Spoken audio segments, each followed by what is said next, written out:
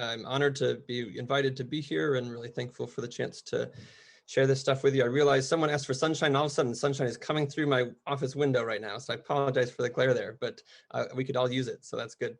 But yeah, I think this is a really important topic. I personally, I'm a clinical psychologist. I work primarily with children and adolescents, mainly in the age range of 4 to 18, but then I also work with some young adults and some adults as well.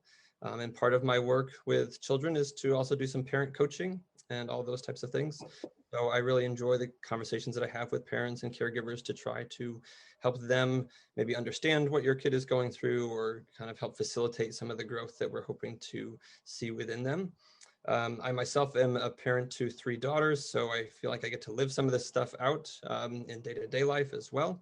And I work at Megan Barlow and Associates in Rocky River. I've been here for almost 4 years and then was practicing in the Chicago area before that. So I've been enjoying getting to know this area and work with a variety of different schools and communities. So that's really good. So Candy, that's actually going to be my last slide. So if we want to flip back to the front, we're going to jump in, and actually I'm going to ask you at first just to kind of take time just to remember this year, because as I think about this transition, it's not just a transition into summer, but it's also a transition out of this school year. And so on that next slide, you're going to see, I just want you to think about what are the words or phrases that come to mind for what this school year has been like, not just for your kids, but also for yourself.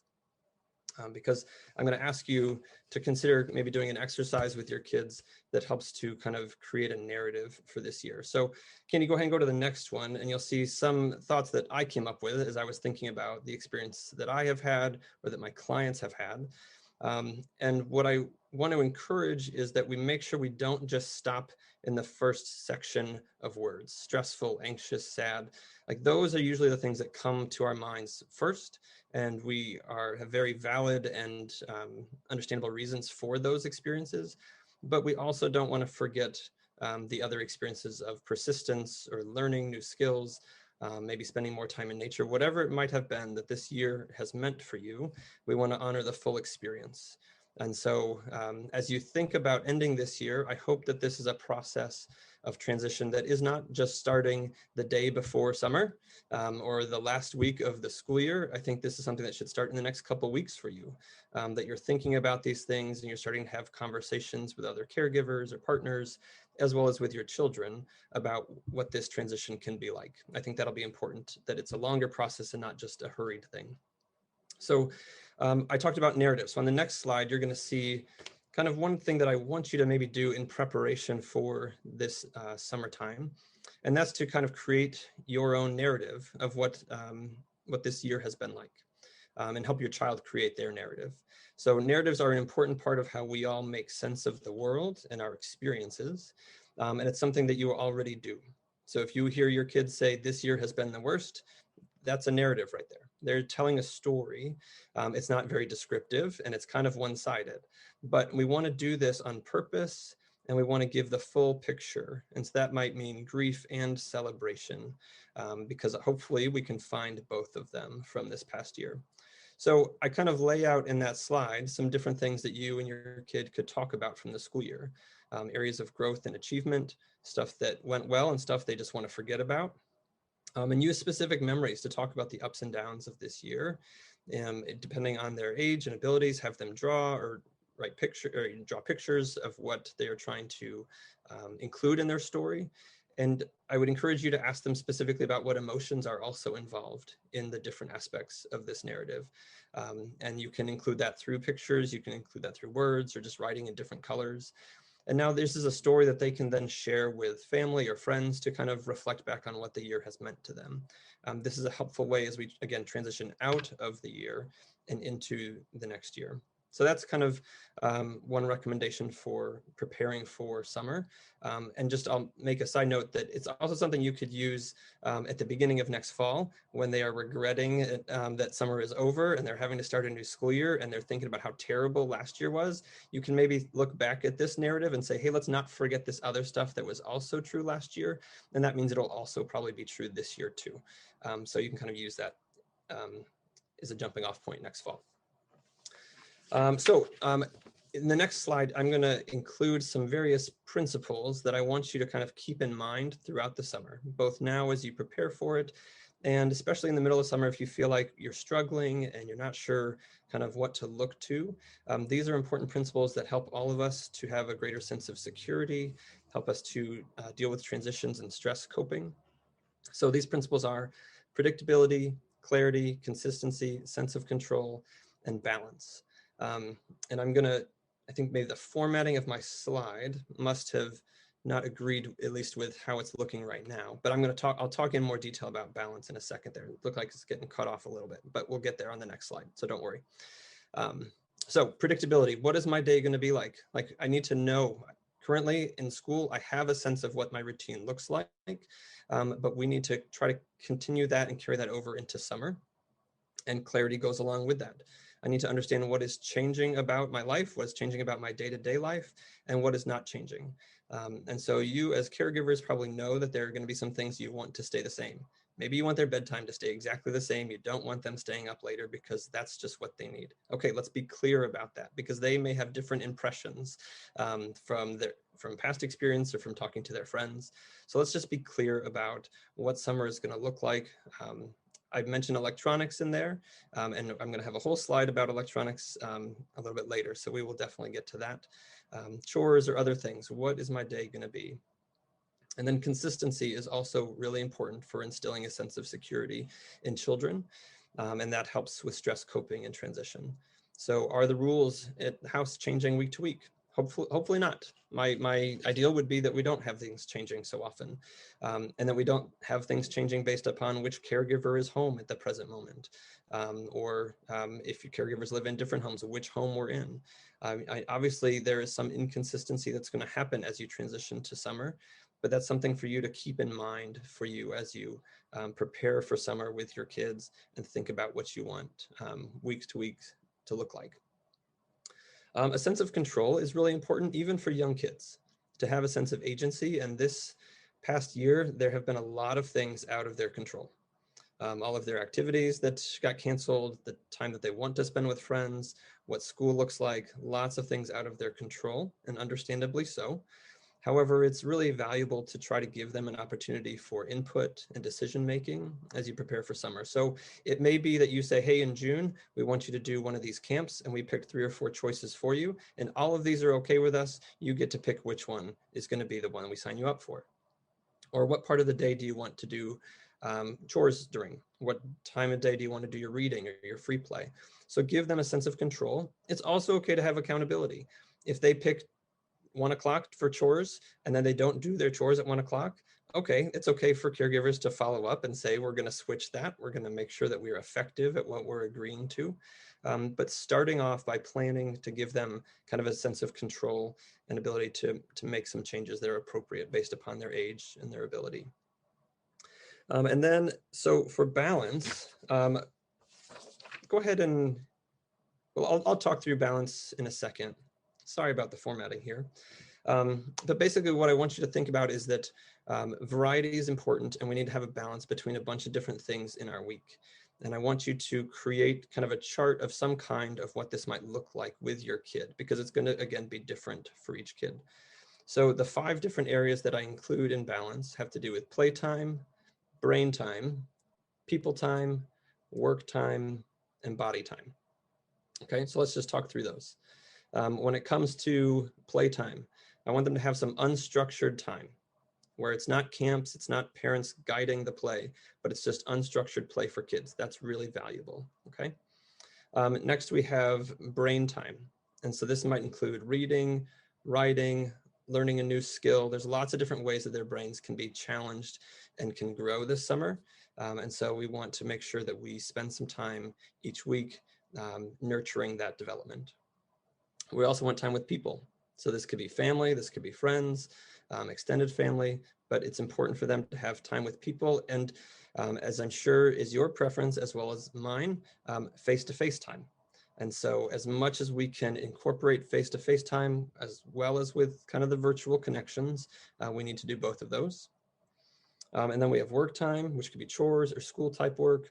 And then body time. Are we also making sure we care for our bodies? And that could be exercise, healthy eating, sleep, those types of things. So my goal for you would be to create some type of chart that then you can use to reflect back on at the end of a week to say, how was our balance this week? Did we incorporate these different parts of life? And which part might need a little bit more attention in the next week? And it gives us something to kind of keep working on. So Candy, if you go to that next slide,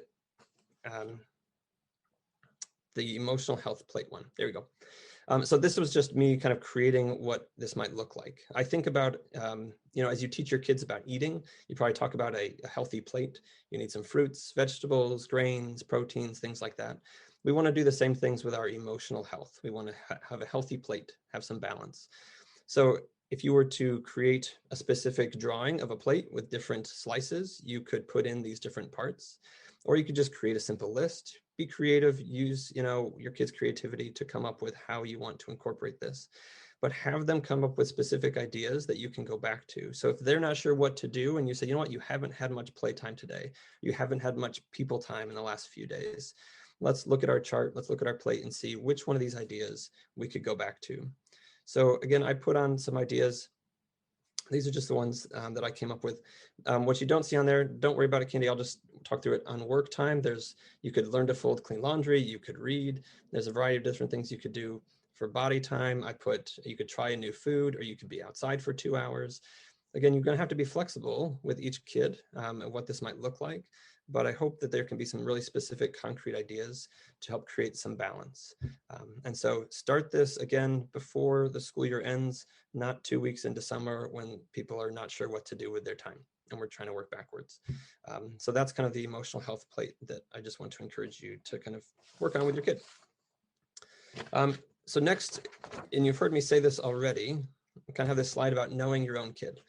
What is best for one kid in your house or one kid in the neighborhood is going to be different for what is best for a different kid.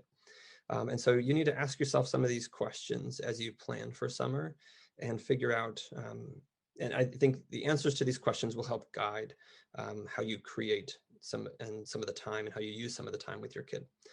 So for example, is my child hungry for social interaction? Are they content with where we're at? Or are they really anxious about it? And I always say start with where your kid's at, not where you want them to end up. So, or this idea of like start in the shallow end. So if they're anxious about social interactions right now, then let's start with where we're most comfortable and gradually work towards situations that create more anxiety and keep building in skills so that they can transition comfortably to more social experiences if we're comfortable with that. Is my child too attached to electronic devices? I can't see all your faces, but I'm sure there's part of you that's just nodding or raising your hand like, yep, that's been a big part of what I hear about this year, about how they have been required to use electronics a lot more, but that's carried over in unhealthy ways to other parts of life, which is why, again, I've got a slide all about that in a second. Does my child need to have regular interactions with school-related skills? So some of your kids at the end of this year will probably still benefit from some type of summer support or skill building related to school skills. So reading, writing, and math, or it could also be these executive functions, time management, organization, planning the steps to a task. And so if you say, yep, my kid definitely needs exposure to those and definitely needs to keep working on them, try to incorporate that into their healthy plate for their brain time or work time, for example, but also be creative with it. So for example, if they need to work on those executive functions, get them involved in the kitchen, help them learn how to read a recipe, plan the steps to that task, to organize their materials, to manage their time. You can do it in non-academic ways as well. Be clear with your kids as you transition to summer about what is negotiable and what is non-negotiable. And first, be clear that you and other caregivers are in agreement about these things. So for example, you might tell your kid that we're going to require 20 minutes of reading a day. And that's just an example. So 20 minutes a day, but what is negotiable is where you do that reading. If you want to be upside down on the couch, that's fine. If you want to be outside in the hammock, that's fine too. But it's going to be 20 minutes. Or here's 10 books that your teacher recommended for your reading level. You get to pick which book you're going to read first. So again, there's that sense of control and agency, while also saying, here are the things that are not negotiable. Again, you can use that principle of clarity to talk about that at the beginning of the summer so that they know, here are the things that are not going to change. And maybe you'll decide to change things later in July or August if things are going smoothly. But there might be some things, particularly about electronics or chores or time with friends, that you're not going to negotiate on at the beginning. And then you also need to know your kid when it comes to the structure of the day. Some of you have kids that might wake up and they are just ready to play. They're ready to go. Some of them might be super motivated to get their chores and reading done at 8 a.m. and others aren't going to be ready for that at all. And so you have to pick and choose how you want to structure your day and when is the best time for your kid to have different activities, to have different requirements. And I know that you can't always predict that stuff. You can't always create a full structure based upon some of their preferences. But it's just one of those things that I want you to be thinking about as you prepare and think about what will work best for my kid, okay? So next, let's get to that technology topic. And I know that there was a question submitted beforehand about technology and kind of the overuse of technology right now. So I'm going to address some of that, but I hope that this slide and some of the stuff I talk about is helpful for that question as well. So the frame that I encourage families to use is understanding that you have a relationship to technology. Just like you have a relationship to people, you have a relationship to food, you have a relationship to work, you have a relationship to technology. And we want to know what a healthy relationship to technology looks like and how to know if it's unhealthy. So here's some questions that you can ask yourself or ask your kids. How much do I think about it when I'm not using it? What is my mood when I have to stop using it, or even when I am using it? Do I enjoy other toys, games, activities, and people? And for the parent, is it supporting or hindering my child's development in some way? So these are going to give you a sense of, do we have a healthy or an unhealthy relationship to that technology? And if it is unhealthy, then we need to make some changes.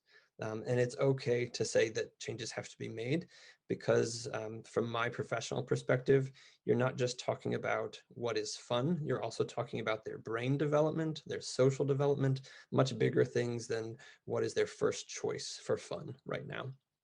So we need to model that as caregivers, as adults. So having some really concrete tech-free time as a family.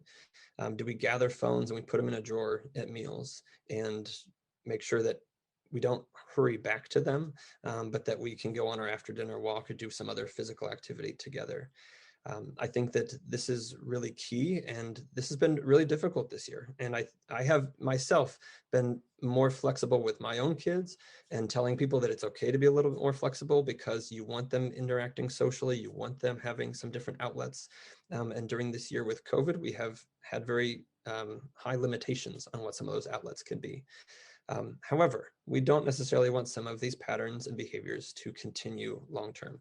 So that might mean that for us adults, we may need to really strengthen our own frustration tolerance in this next month, so that when we are clear and we are consistent about what some of these non-negotiable rules are going to be, we know how that we're going to react, and we know how to respond when our kids are really having a hard time with it. And we can support each other in kind of, again, being clear and firm and consistent with all of those things. So one of the things, and I believe Nicole will have a link for it later, but there's a book that I just wanted to recommend related to this topic. It is called Deviced: Balancing Life and Technology in a Digital World. And it helps to address some of the impact that technology has on development, brain development, and social development. And I think it's a great resource and something that parents could benefit from. So we'll make sure that that book or a link to it becomes available as well. And then lastly, I just want you to continue thinking about those principles that I mentioned when it comes to technology.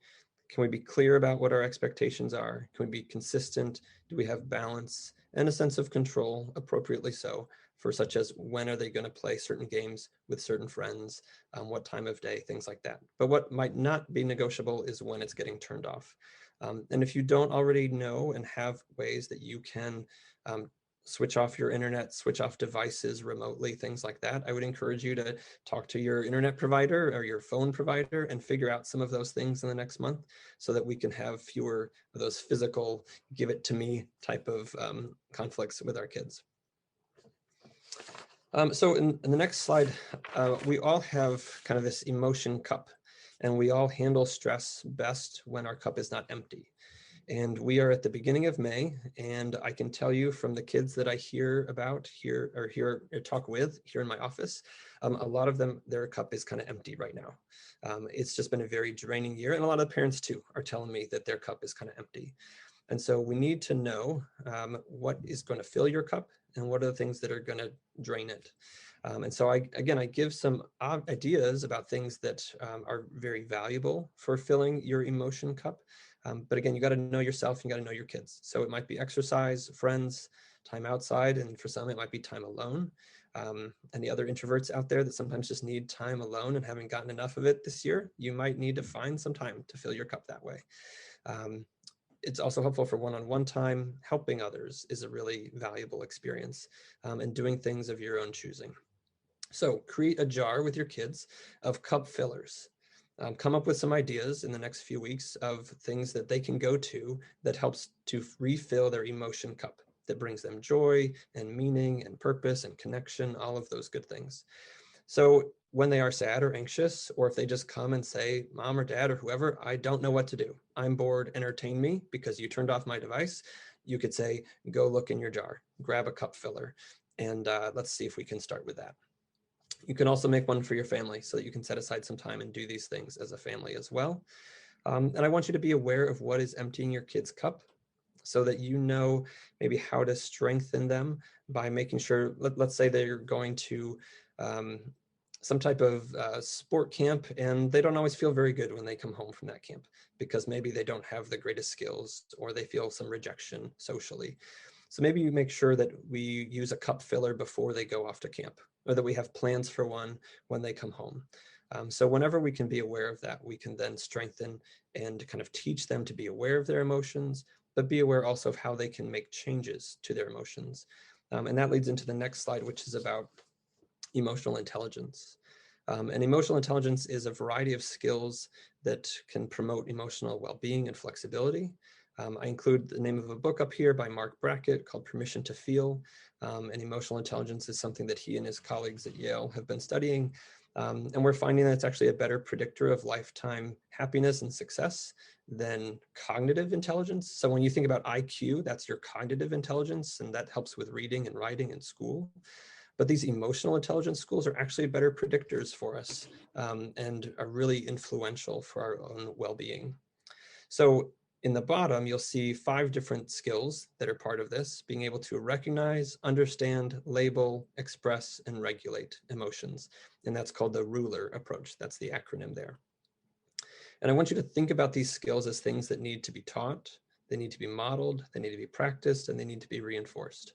Just like riding a bike, just like reading or writing or all sorts of other skills, these are things that, particularly for some kids, do not inherently just come naturally to them. And so we need to find specific ways that we can teach and model what it means to recognize an emotion so that when they come home from that sports camp, you could say, hey, I can see in your body language, your body is telling me you're kind of drained right now. Your body doesn't have a lot of energy. Your face is saying that maybe you're not feeling very great after that experience. So I wonder what emotion that might be. Maybe you're feeling sad or rejected or frustrated. So you're teaching and you're incorporating this into your day-to-day experience with them. And ultimately, we want all of these skills to be developed, but we start with recognize and understand. We start with those basics, and then we build up to being able to regulate. And on the next slide, I'm going to talk a little bit about some options for regulation, particularly for the anxious child, but this is valuable for lots of kids and adults too. And that's this principle of flexibility. We want to be able to point out and recognize when flexibility happens. And so an example of that is, let's say you really don't like going to the dentist, but you go anyway because it's important. Okay, you're being flexible. You have an emotion, but you also engage in the activity that you need to do. And so for the nervous kid that says, I really don't like going to the playground because I don't know some of those kids. Okay, so you're nervous. Let's recognize and describe what that emotion is and how big it is. But let's also remember times that you did go to the playground or you've met new kids at school. And so that flexibility for that kid would be, I'm nervous and I jump into play at the playground. That's me being flexible. We want to praise that. We want to point it out because they are using their emotional intelligence in that moment. They're also using what Daniel Siegel and Tina Bryson call is the yes brain. When we are using our yes brain, we are activating both our emotions and our thoughts. We are putting them together and we are being flexible. So at the bottom of this slide, you'll see a link or the name of a book called The Yes Brain. It's one of my favorite resources in the last couple of years. It's written very nicely for parents and clinicians. I think it's a great one to have. So some of the other coping strategies that we can use for the anxious kid are physical and sensory focused ones. So our breath and our senses, those are things that are always with you. And I can't tell you how many times I have heard the phrase, what if, IF. And all I do with them is I change that F to an S. And I say, let's not focus on what if, let's focus on what is. So what is in my control right now? What is happening in this moment? That's where I can start and gain a greater sense of regulation and control. And so what is happening? I am breathing. What is happening? My senses can pick up on lots of different information. So if you were at the playground and they're really overwhelmed and you decide, let's sit on the bench and let's find 5 different colors that you see. Tell me 4 different things that you hear with your ears. Tell me 3 things that you feel with your body, like the temperature or the wind. Tell me a couple things you smell or one thing that you taste. You are bringing them back to the present moment. And that type of mindfulness is really helpful for increasing mental flexibility and emotional flexibility and for coping in general. And then also I write that phrase, remember when, and then there's a blank. I would encourage every caregiver to have in their back pocket at least 3 or 4 different examples that you could pull out at any time to finish that sentence. Remember when you met your new teacher and I couldn't go with you on the first day because of COVID, and you had a great year with him or her. Even though you were nervous to meet that person for the first time by yourself, you did a great job. So we want to have some of those remember whens to kind of go back to, because in that moment for kids, they're going to feel this emotion, and it feels very much a physical experience. And like that's all they can experience or have experienced. And we want to help them remember that there have been times they have not experienced that, or times they did and that they recovered, that they did and they regulated, and that they had actually a great experience even after that emotion showed up. So that's some of the stuff we want to do. And we have that flexibility as adults, but kids, they're still really developing that. So we want to encourage it in different ways. And now my last slide. I think that it's really important this year to celebrate. Our children, and I've talked about this with multiple kids, and it's been amazing to see kind of this light bulb come on and a sense of pride that says, yeah, I have done something that nobody else ever had to do before. That I suddenly had to go home. I had to do school from my bedroom or my basement while my sister was doing school in the room next door. I had to learn how to use Zoom for calls and emailing communications with my teacher and doing all this online stuff. I had to stay home for school, or I had to go back and forth, some of them for school. We've never had to do this in past pandemics. I mean, I've never lived through one, but from what I hear, no one ever had to do that before. So we should celebrate that. We should literally go and get cake. At least that's might be what I do. But whatever it is for your family, pie or vegetable tray, whatever it is, have a dance party, whatever you need to do. And so there's some things to celebrate: growth, new skills, the sunshine that is now again coming through my window. Or even if they're really good at wearing masks, you used to have to tell them all the time to pull that mask up, and now you don't have to anymore. That required some flexibility, that required some persistence, and let's celebrate that. So I think that that's an okay thing to do as we transition, again, ending the year in a positive way, as that will help us to kind of begin the summer as we move forward. So that's what I've got for you, but I know that there's a lot in there to unpack, but I hope it can be helpful for you all as you talk with other caregivers and with your kids and plan for the summer. So thanks for listening, and I'm happy to talk through some questions as well.